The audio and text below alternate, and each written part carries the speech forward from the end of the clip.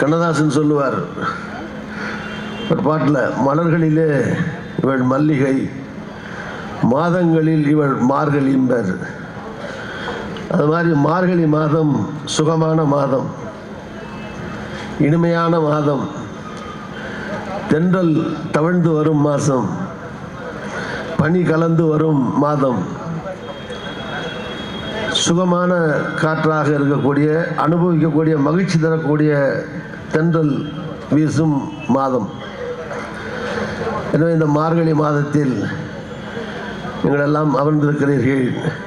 சுகமான மாதம் என்றாலும் பனியாலே கோளாறு வரக்கூடாது. அதனாலே சுருக்கமாகவே நிறைவு செய்ய விரும்புகிறேன். அருமையான டாக்டர் கலைஞர் அவர்கள், அவரை பற்றி பேச வேண்டும் என்றால் கம்பராமாயணம் எழுகிற போது கம்பன், கவி சக்கரவர்த்தி கம்பன் சொன்னதுதான் ஞாபகம் வருகிறது. கவி சக்கரவர்த்தி கம்பன் சொன்னார், நான் ராமன் புகழை பாடுவது, அதற்காக இந்த காவியத்தை படைப்பது என்பது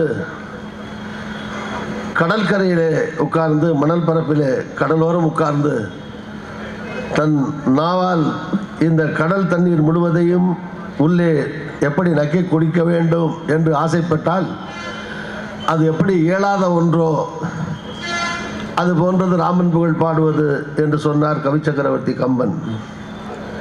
அதுபோல் தான் அருமை டாக்டர் கலைஞர் புகழ் சொல்வதும் என்பதும் சாதாரணமான காரியம் அல்ல.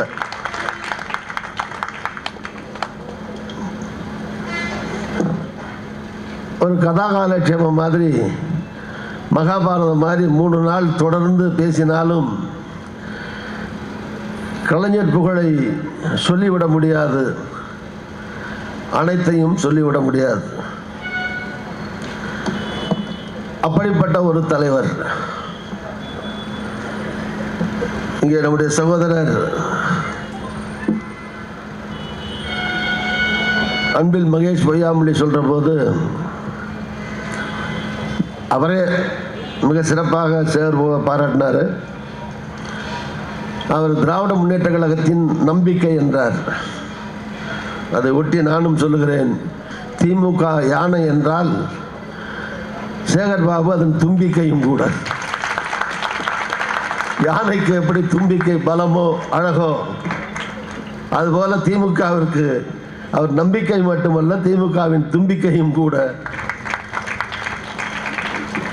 சிறப்பாக எனக்கு 25 வருஷம் 30 வருஷமாகவே தெரியும் எனக்கு. அவரும் சொல்ல போனால் 2வது 3வது தலைமுறை மாதிரி தான், முதல் தலைமுறை இல்லை. அதுக்கு முன்னாலே தெரியும். அவர் ஏற்பாடு பண்ணி நிறையா கூட்டம் பேசியிருக்கேன் நான். இப்படிப்பட்ட ஒரு நிகழ்ச்சியில் முதல்ல கலைஞரை பற்றி பேசுறதுன்னா எனக்கு 1977 இப்போ 47 வருஷம் ஆச்சு. முதல் நான் அவரை எப்போ பார்த்தேங்கிறத சுருக்கமாக சொல்லிட்டு அப்புறம் அவருடைய பெருமைகளை எல்லாம் சொல்கிறேன். என் ஊர் பக்கத்தில் பாதரக்குடின்னு ஒரு ஊர், அங்கே ஒரு கிறிஸ்தவ பள்ளி, அதில் 8ஆம் வகுப்புக்கு அங்கே தான் படித்தேன். ஒரு நாள் ஸ்கூலில் ஹாஃப் டே லீவ் விட்டாங்க, பாதி நாள் லீவ்.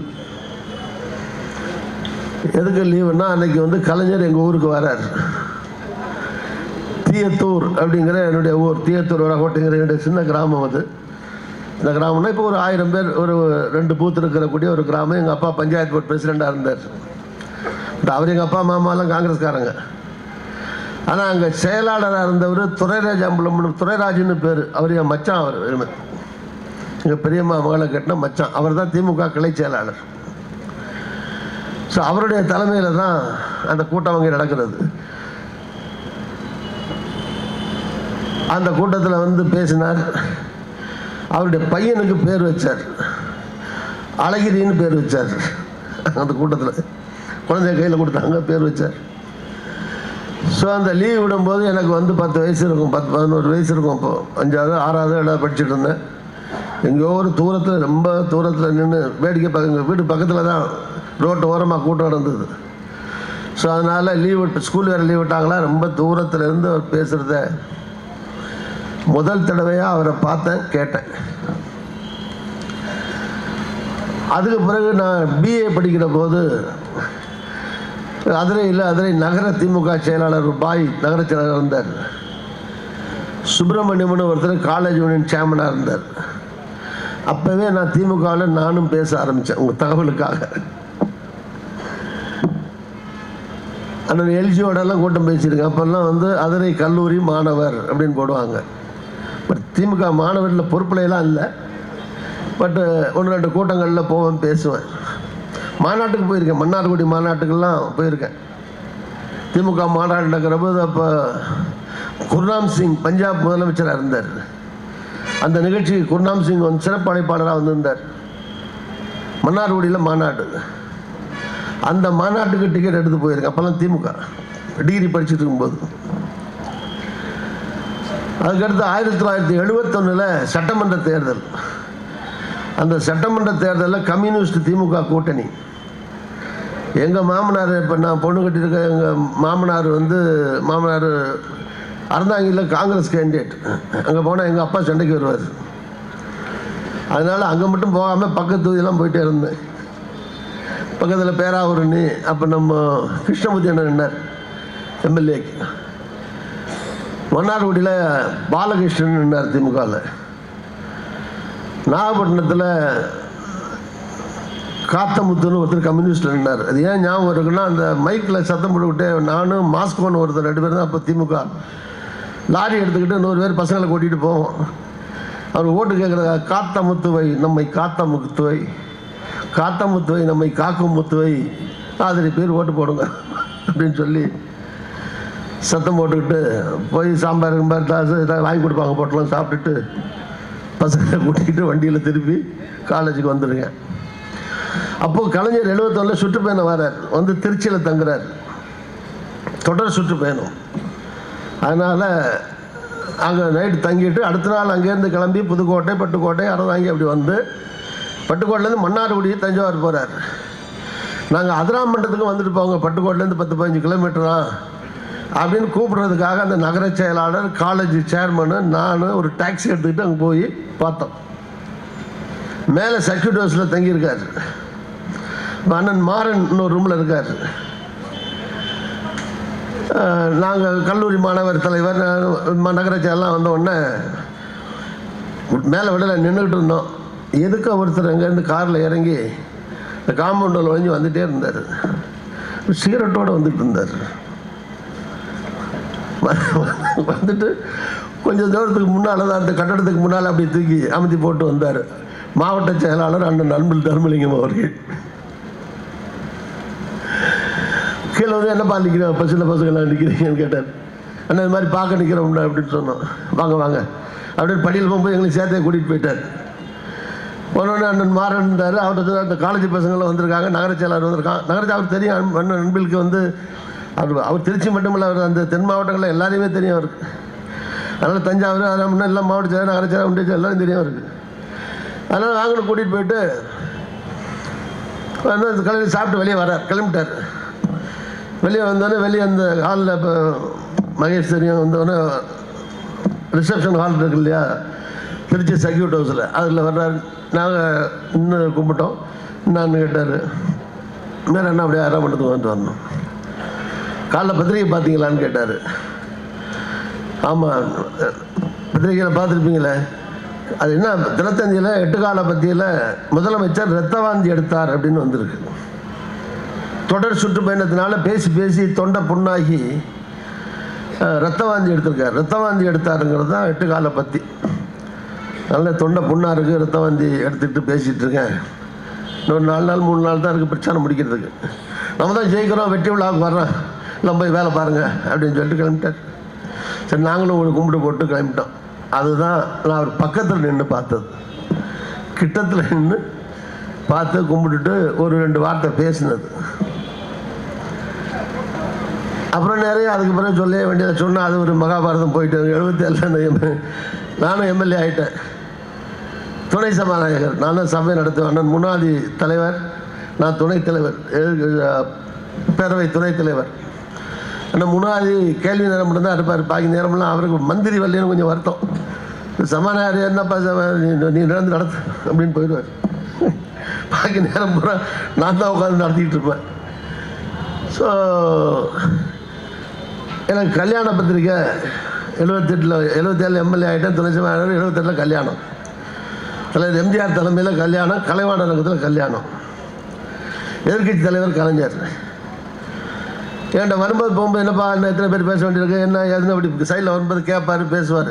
இன்னொன்று வந்து நான் சொன்னாலே எங்கள் மாமனார் 3 தடவை வேட்பாளர் இருந்தாங்கல்ல, அதனால் அவர் அங்கே தேர்தல் பிரச்சாரத்துக்கு போகிறதுக்கு அவர் எதிர்த்து தான் திமுகவுக்கு ஆதரவாக வந்திருக்காருங்க.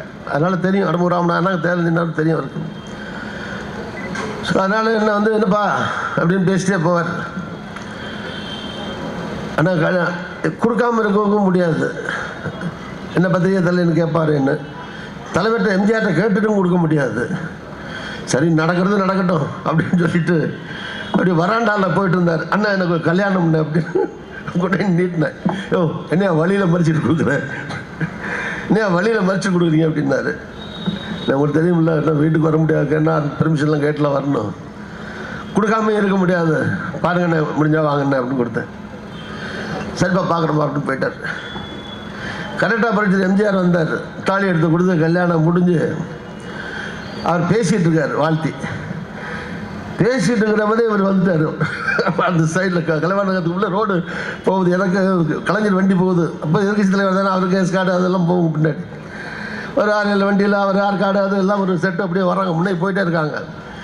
நான் மாப்பிள்ளை, எனக்கு வந்து பின்னாடி நம்ம ஆள் வந்து சொல்லிட்டான், கலைஞர் வண்டி வந்து போயிட்டு திமுக கூடி போயிட்டுருக்கு, வந்துட்டார் போட்டு.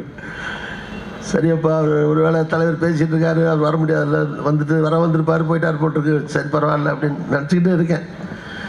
தலைவர் பேசிட்டு காரில் ஏறி கிளம்புனார், திருப்பி சுற்றிட்டு வந்துட்டார். திருப்பி சுற்றிட்டு வந்து வண்டியை நிறுத்தி அங்கேருந்து வந்துட்டு என் பொண்ணு மாப்பிள்ளையை நிறுத்தி ஒரு ஃபோட்டோ எடுத்துட்டு, அதோடு மட்டும் இல்லை, எங்கேயா மைக் எங்கேயா கொண்டாயா அப்படின்னார். மைக் எடுத்து வச்சாங்க, மைக்கில் வாழ்த்தி பேசிட்டு போனார். அடேம்மா, அதிமுகக்காரன் ஒருத்தன் கல்யாணத்தை நடத்தி வச்சு வாழ்த்தி பேசுறது நான் ஒருத்தனாக தான் இருக்கேன். அங்கே நிறைய தொண்டர்கள்லாம் இருக்காங்களே, ஜனங்களும் இருக்கலாம், எதிர்கட்சி இப்போ இருக்கட்டும். அப்போது அந்த கட்சியில் இருக்கிறேன்னா, அது ஒரு பொறுப்பில் இருக்கிறேன்னா, எனக்கு வரணும் அவசியம் இல்லை, வாழ்த்தி பேசணும் அவசியம் இல்லை. இருந்தாலும் வந்து வாழ்த்தி பேசினார். இன்னொரு ரகசியம் இப்போ சொல்கிறேன், இது ரகசியம்னா சத்தியபூர்வமான ரகசியம், அது விளம்பரத்துக்காக சொல்கிற ரகசியம் இல்லை. 2 இடத்துல தான் அதிமுக எம்பியில் ஜெயிக்குது, தேர்தல் முடியுது. அப்போது துணை சபாநாயகர் நடத்திட்டு இருக்கேன், ஆட்சியை கலைச்சிட்டு தேர்தல் வரப்போகுது. 1980 1980 77 to 80 தான் அந்த 2 வருஷம் தான் எம்ஜிஆர் ஆட்சி இருந்தது. 80ல் அதுக்கு முன்னாடி நடந்த தேர்தலில் திமுக காங்கிரஸ் கூட்டணி, சஞ்சய் காந்தி இருந்தார். அப்போ அவருக்கு எம்ஜிஆர் மேலே கோபம், அப்போ தலைவருக்கு இந்திரா காந்தி அம்மாவுக்கு, நாங்கள் தஞ்சாவூரில் நிற்கணும் அப்படின்னு அவர் இந்திரா காந்தி அம்மா விருப்பப்பட்டாங்க. அப்போ மொரார்ஜி தேசாய் பிரதமராக வந்துட்டார். அவர் தலைவரை கூப்பிட்டு, நாங்கள் இந்த அம்மா எங்கள் எல்லாத்தையும் பதவி இது எடுத்து வச்சுருக்கோம், நீங்கள் வந்து கொடுங்க, அங்கே போய் நிற்க வைக்காதீங்கன்னு அவர் வேறு சொல்லிவிட்டார். ஸோ பிரதமர் சொல்கிறாரு, காங்கிரஸ் கூட்டணி கஷ்டத்தில் இருந்தார் தலைவர், யோசிச்சுட்டேன். காங்கிரஸ் கேட்டோன்னா இப்போ சிங்காரவடியால் நின்னார், அவங்க வந்து சிக்மலூர் போயிட்டாங்க அந்த அம்மா. ஸோ இந்த தேர்தலில் 2 இடத்துல தான் வந்து அதிமுக வெற்றி பெற்றது. பாக்கி 38ல் திமுக காங்கிரஸ் கூட்டணி பாண்டிச்சேரி சேர்த்து வெற்றி பெற்றது. ஆட்சி களைய போது திருப்பி சட்டசபைக்கு தேர்தல் வரப்போகுது. அந்த மாதிரி சூழ்நிலை இருக்குது. தலைவர் இப்படி நான் சபையை நடத்திட்டுருங்க, சும்மா அப்படியே வருவார், இப்படி சைடில் இப்படி கையை வச்சார். என்னையா நான் எத்தனை வரியா பேச வேண்டியிருக்கு கேட்டேன். இன்னும் 2-3 பேர் இருக்குண்ணே. ஓ ஆட்சி களைய போது சீக்கிரம் வந்துடுறியா, அவன் நாங்கள் எம்எல்ஏக்கு மந்திரி ஆக்குறீங்க. சத்தியமா இப்படி ஃபைனல்ஸ் கை வச்சுக்கிட்டு வந்து ஆட்சி களைய போதியா அப்படின்னாரு. நான் என்ன பண்ணுறது, நான் வரேன் அண்ணா, நான் தான் பள்ளிக்கூடத்து காலேஜ்லேருந்து வந்தேன், அவர் என்ன துணை சமணர் ஆக்கி அங்கே வச்சுருக்காரு, உங்களால் பலன் அடைஞ்சு நிறையா பேர் அங்கிட்டு உட்காந்துருக்காங்க, யாராவது ஆளுகளை பிடிங்க, பழைய மந்திரி யார் பிடிங்கண்ணே அப்படின்னு நான் திருச்சிட்டு சொன்னேன். யோசியா போயிட்டேன். எது சொல்கிறேன்னா, அவ்வளோ தூரம் அன்பு பாராட்டினார். எப்போ போனாலும் மணிக்கணக்கில் பேசிட்டு நான் போனால் சொல்லுவார், சண்முகநாதன் கீழே இருப்பார். சண்முகநாதன் சார், சார் நிறைய அப்பாயின்மெண்ட்டுக்கு சீக்கிரம் வந்துடுங்க சார். நான் விளையாட்டாகிட்ட சொல்லுவேன், சார் அவர் விட்டால் வந்துடுறேன். அவர் தலைவர் பேசியிருந்தா நான் எப்படி எரிஞ்சு வர முடியும் அப்படின்பேன். ஸோ ஒவ்வொருத்தரும் எப்போ போனாலும் 1/2 மணி நேரம் 1 மணி நேரம் அவருக்கு தெரியாத விஷயம் இல்லை உலகத்தில். சும்மாவது கேட்பார், அது எப்படியா இருக்குது, இது எப்படியா இருக்குது, ஆட்சி எப்படியா இருக்குது, அவங்க என்ன சொல்கிறாங்க, இவங்க என்ன சொல்கிறாங்க, அண்ணா திமுக எப்படியா இருக்குது, இந்த அம்மாவுக்கு இப்போ எப்படியா இருக்குது, இப்படி ஏதாவது அவருக்கு தெரிஞ்ச அவர் முதலமைச்சராக இருக்கும் போதும் சரி, எதிர்கட்சியாக இருக்கிற போதும் சரி, அவர் எப்படிப்பட்ட ஒரு அரசியல் ஞானி, அரசியல் சாணக்கியர்னா, அரசியல் ரீதியாக இன்னும் 40-50 வருஷம் கழிச்சு என்ன நடக்குங்கிறத கூட யூகிக்கக்கூடிய ஆற்றல் நிறைந்த சாணக்கியர் அவர். அவர் யார்ட்டையும் கேட்டு தெரிஞ்சுக்கணும்னு அவசியம் இல்லை. ஆனால் கேட்பார், கேட்டு என்ன நினைச்சுன்னு கேட்பார் விளையாட்டா. ஸோ இது மாதிரி பல முறை அவரோட பேசக்கூடிய வாய்ப்பு, பழகக்கூடிய வாய்ப்பு இருந்தது. பிஜேபியில் போய் ராஜ்யசபா இந்தியா மத்திய பிரதேசில் ஆகிட்டு வாங்கிட்டு வந்து உட்காந்துருக்கேன். ஒரு ஃபோன் வருது கீழே இருந்து. அப்போ இல்லை, செல்ஃபோன் கிடையாது. ஃபோன் வந்த உடனே எடுத்தேன். செமினார் சொன்னார், சிஎம் கட்சியில் ஞாபகம் இல்லை எனக்கு, பேசுகிறேன்னாரு அப்படின்னா. உடனே தலைவர் பேசி, நான் தான் ஏன் பேசுகிறேன், வாழ்த்துக்கள்யா, நீ பிஜேபி இருந்தாலும் சரி எங்கே இருந்தாலும் சரி எம்பி ஆகிட்டா சந்தோஷம், போ, வாழ்த்துக்கள்யா அப்படின்னாரு. அவசியமே இல்லை எனக்கு சொல்லணும்னு. அது மாதிரி அன்பு பாராட்டுவதில் ஈடு இணையற்ற ஒரு அன்பார்ந்த தலைவராக திகழ்ந்தார் என்பதற்காக இவற்றெல்லாம் நான் சொல்லுகிறேன். ஆட்சியினுடைய சாதனைகளை பற்றியெல்லாம் நம்முடைய சகோதரர் மாண்புமிகு அமைச்சர் மகேஷ் பொய்யாமொழி சொன்னார். நான் அருமையினர் கலைஞர் அவருடைய வழியிலே சிறப்பான ஆட்சியை நடத்துகிற நம்முடைய மாண்புமிகு முதலமைச்சர் சகோதரர் ஸ்டாலின் அவர்களையும் வாழ்த்த கடமைப்பட்டிருக்கிறேன், பாராட்ட கடமைப்பட்டிருக்கிறேன். அவர் மகேஷ் சொன்ன மாதிரி நான் முந்தா நாள் என் மகன் எம்எல்ஏ ராமச்சந்திரன் தொகுதி போயிட்டு நேற்று 2 பேரும் தான் ட்ரெயினில் வந்தோம். சாயங்காலம் ட்ரெயினில் சொன்னால், இப்போ எங்கே போனாலும் இந்த பொம்பளைங்கெல்லாம் மறிச்சிட்டு கேட்குறாங்க, என்ன கேட்குறாங்கன்னு கேட்டேன். இந்த ஏற்கனவே இந்த 1000 ரூபா கொடுத்து வாங்கி உதவித்தொகை பெறுகிறார்கள் இல்லையா, அந்த 1000 ரூபா கொடுக்குறவங்களுக்கு மட்டும்தான் இந்த பொங்கலுக்கும் 1000 ரூபா கொடுக்க போகிறாங்க. அவங்க ஏழை பட்டியல் எடுத்து என்ன கொடுத்துருக்காங்க அப்படின்னு ஒரு அறிவிப்பு வந்திருக்குன்னு சொல்லி அப்படியான்னு கேட்குறாங்க. அது எல்லாருக்கும் கொடுத்தா பரவாயில்ல அப்படின்னு எல்லாம் அபிப்பிராயப்படுறாங்க. அப்படி இருக்குது, சொன்னால் பரவாயில்ல, பேசினார் அப்படின்னாப்புல. நான் சொன்னேன், நிச்சயமாக அந்த முடிவு எடுக்க மாட்டார் முதலமைச்சர், கண்டிப்பாக எல்லாருக்கும் கொடுப்பாரு, நீ கவலையப்படாத அதை பற்றி வா அப்படின்னு சொல்லிட்டு வந்தேன்.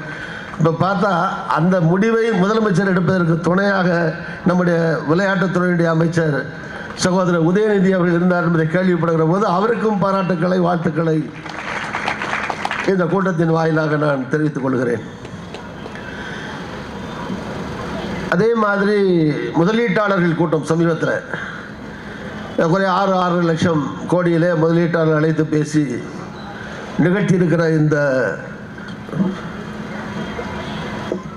கூட்டம் என்பது ஒரு வரலாற்று, தமிழ்நாட்டில் ஒரு புரட்சியை, எழுச்சியை, உயர்வை, வேலைவாய்ப்பை தரக்கூடிய ஒரு சிறப்பான நடவடிக்கை என்பதற்காக முதலமைச்சருக்கு மீண்டும் என்னுடைய வாழ்த்துக்கள்.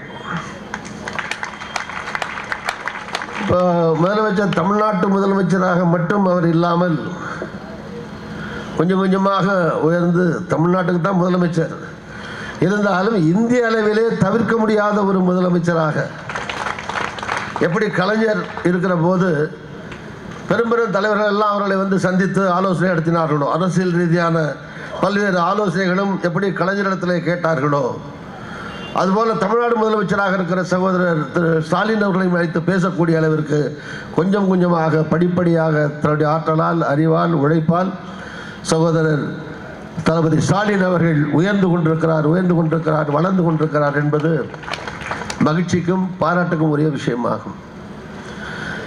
காங்கிரஸ்காரங்கிற முறையில் இன்னொரு மகிழ்ச்சி என்னவென்றால், எங்களுடைய அடுத்த பிரதமர் ராகுல் காந்தி என்று சொன்ன ஒரே முதலமைச்சரும் நம்முடைய முதலமைச்சர் தான். அடுத்த பிரதமராக ராகுல் காந்தி வர வேண்டும் என்று அவருக்கு ஒரு நம்பிக்கை ஊட்டிய, காங்கிரசுக்கு பக்கபலமாக இருப்பேன் என்று வெளிப்படையாக தெரிவித்த இந்த இந்தியா கூட்டணி அமைப்பில் மற்ற தலைவர்களையும் ஒருங்கிணைத்து அந்த திசை நோக்கி அழைத்து வருகிற ஆற்றலும் திறமையும் உள்ளவராக நம்முடைய முதலமைச்சர் திகழ்கிறார் என்பதும் மகிழ்ச்சிக்குரிய செய்தி.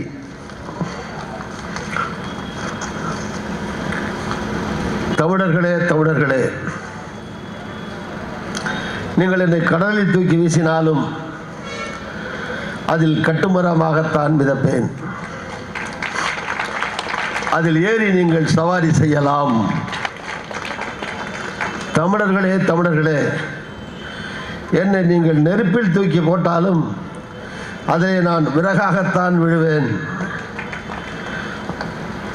அடுப்பறித்து நீங்கள் சமைத்து சாப்பிடலாம். தமிழர்களே, நீங்கள் என்னை பாறையில் தூக்கி மோதினாலும் சிதறு தேங்காயாகத்தான் உடைவேன்.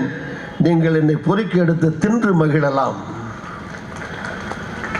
உங்களுக்காக உழைக்கவே நான் பிறந்திருக்கிறேன் என்றவர். அவர் வாழ்க்கையை ஒரு போராட்டம் என வர்ணிப்போர் உள்ளர். எனக்கோ போராட்டமே வாழ்க்கையாகிவிட்டது. சில பேர் ஓய்வெடுத்துக் கொள்கை என்று சில மாற்றுக் கட்சி தோழர்கள் கேலியாக கூறுகிறார்கள். ஓய்வெடுக்காமல் உழைத்தவன் இதோ ஓய்வெடுத்துக் கொண்டிருக்கிறான் என்று என் கல்லறையின் மீதுதான் எழுதப்படும். அதுவரை நான் தொடர்ந்து உழைத்துக் கொண்டேதான் இருப்பேன் என்றவர். அப்படியே செய்தவர், அப்படியே உழைத்தவர். 45 வயதிலேயே முதலமைச்சர் ஆனார். முதலமைச்சர் ஆகிற போது அவர் ஒன்றும் அதிகமான வயசு கிடையாது, 45 வயசு. 45 வயசுலேயே முதலமைச்சர் ஆகிட்டார் ஃபர்ஸ்ட் டைம்.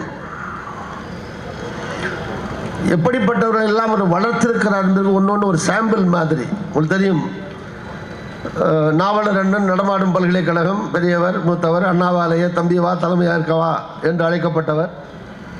அப்படிப்பட்ட நாவலர் சொல்லுகிறார்,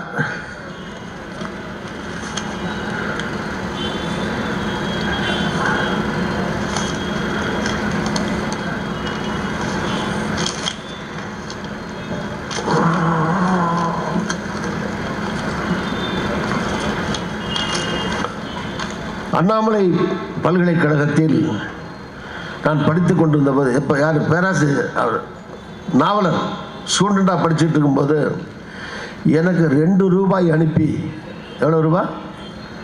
2 ரூபாய் அனுப்பி என்னை பேச அழைத்தவரே கலைஞர் கருணாநிதி தான். இது அவர் நாவலர், நாடு போற்றும் பேச்சாளர், மூத்த தலைவர், பலமுறை நிதியமைச்சர், இப்படிலாம் இருந்தவர். அவரை என்னை கூட்டிகிட்டு போய் காசு கொடுத்து முத தமிழ்நாட்டில் பேச வச்சதே கலைஞர் கருணாநிதி தான். அவர் சொல்கிறார், நாமும் வெளியூர் சென்று பேச போகிறோம் என்று பெருமையுடன் ரயிலில் ஏறி நான் புறப்பட்டதே கலைஞர் கருணாநிதியால் தான். எவ்வளவு பெரியவர்கள் எல்லாம் உருவாக்கி வளர்த்திருக்கிறார். இந்த மாதிரி ஒரு பெரும் படையையே, பட்டாளத்தையே எனக்கு பின்னாலே இந்த இயக்கத்தை தொடர்ந்து நடத்தவர் உருவாக்கி விட்டு சென்றிருக்கிறார். அதனால்தான் ஆலம்பரம் போல், பெரிய விருட்சகம் போல் திமுக பரவி கிடக்கிறது, விரிந்து கிடக்கிறது, வளர்ந்து கிடக்கிறது.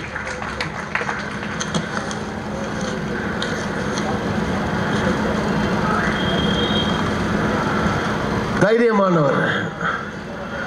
பிரதமரை பார்க்க போறார். சும்மா ஒரு சாம்பிளுக்காக சொல்றேன். பிரதமர், துணை பிரதமர் அப்போ மொரார்ஜி தேசாய் இப்போ வறட்சிக்காக போய் பணம் கேட்கறதுக்காக போய் கேட்டிருக்காரு. அப்போ ஒன்றும் ரொம்ப இல்லை, ஒரு 5 கோடி தான் கேட்டிருக்காரு.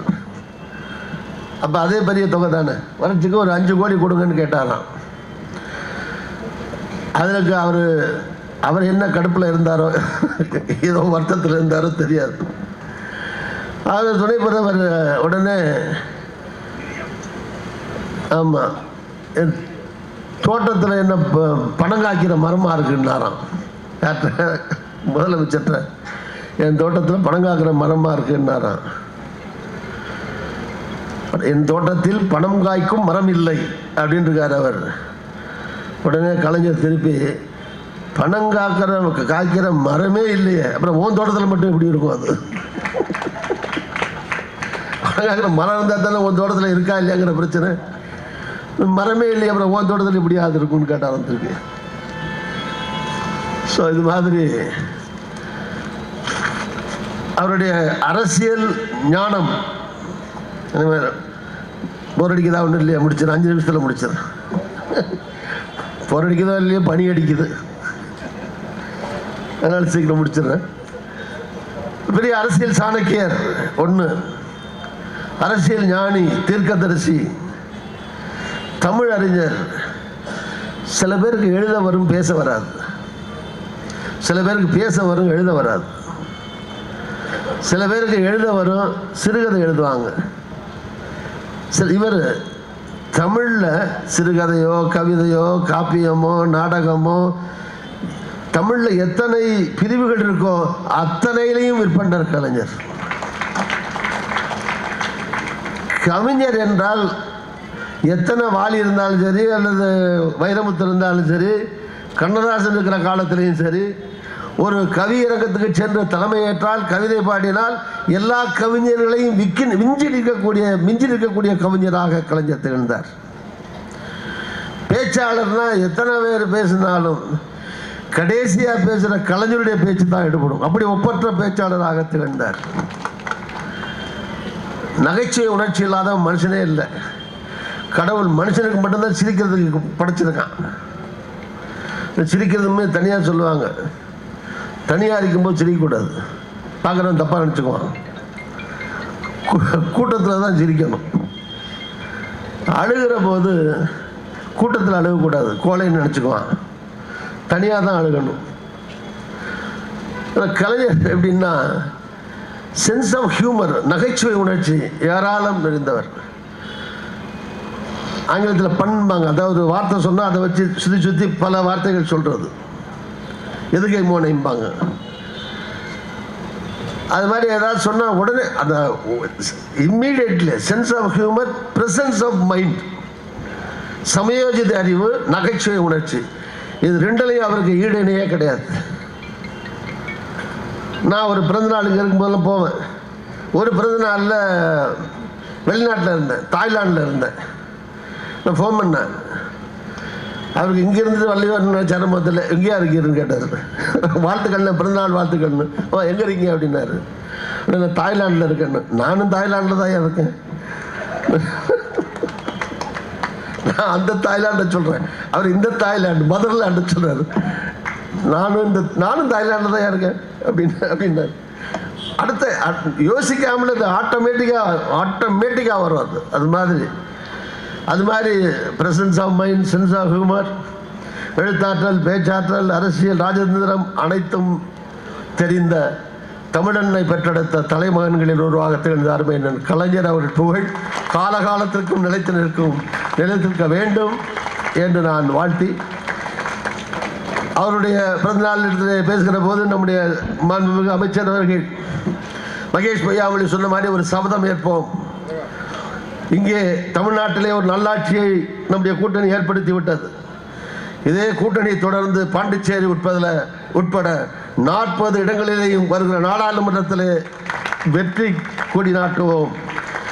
வெற்றி கனியை கொடுத்து தலைவர் ராகுல் காந்தியை பிரதமராக்குவோம் என்கிற சூழலை எடுப்போம் என்று சொல்லி நன்றி கூறி அமர்கிறேன். நன்றி, வணக்கம். இந்த வீடியோ உங்களுக்கு பிடிச்சிருந்தா ப்ளீஸ் லைக் அண்ட் ஷேர் பண்ணுங்க. மறக்காம எங்க சேனலை சப்ஸ்கிரைபும் பண்ணுங்க.